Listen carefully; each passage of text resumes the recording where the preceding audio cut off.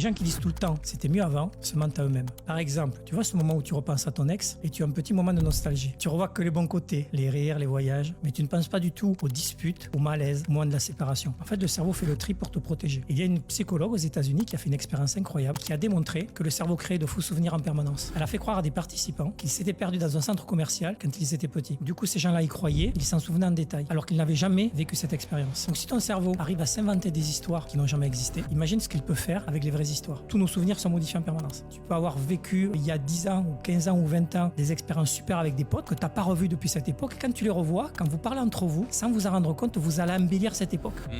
Parce que ces potes de l'époque sont devenus des amis. Et à chaque fois que vous reparlez du passé, vous embellissez ce que vous avez vécu. Les gens qui disent que c'était mieux avant, c'est rarement vraiment le cas. Et d'ailleurs, on a retrouvé un texte de Socrate qui disait à son époque que les jeunes de son époque allaient faire disparaître la civilisation athénienne. Donc déjà à l'époque de Socrate, on avait ce réflexe de dire que c'était mieux avant. Tu caches tes émotions pour éviter les conflits.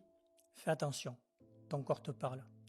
Réprimer ses émotions peut sembler être une solution, mais sur le long terme, cela cause des troubles physiques et mentaux. Accueillir et exprimer ce que tu ressens est un acte de courage et un pas vers une meilleure santé.